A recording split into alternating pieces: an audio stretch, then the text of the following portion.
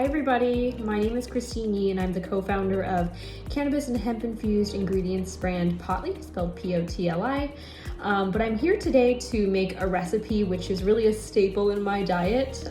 It is a recipe that is super simple, and I feel like I make this dish out of necessity when I have very little in my fridge, which is perfect for times like these where, you know, we might not have all the ingredients that we want readily accessible.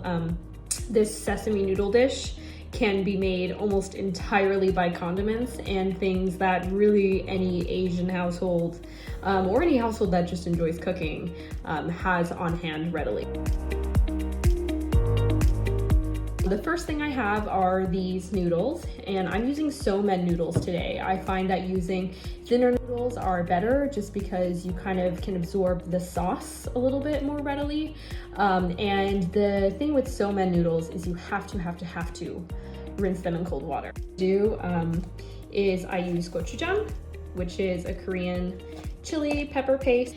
And then the second ingredient is I'm gonna use mirin, or really any kind of rice vinegar is great. I use about 3/4 of a teaspoon of this. And then of course I use soy sauce.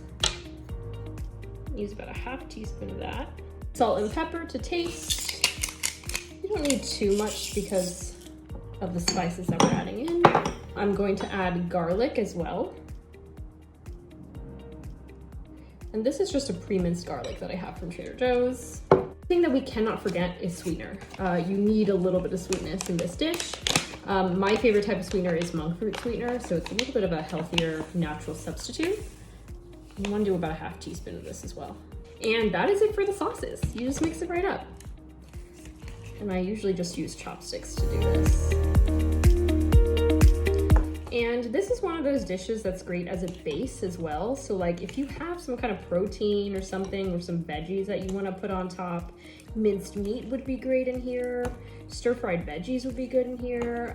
I like to have raw veggies in here too. And of course, we cannot forget the sesame oil. That's what makes it the sesame noodles.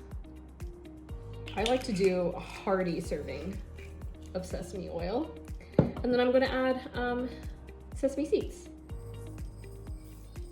I like to add a lot. Give it a good mix. Add some green onions. I happen to have some, so give it a little bit of bite and a little bit of a crunch. And then I also have kimchi.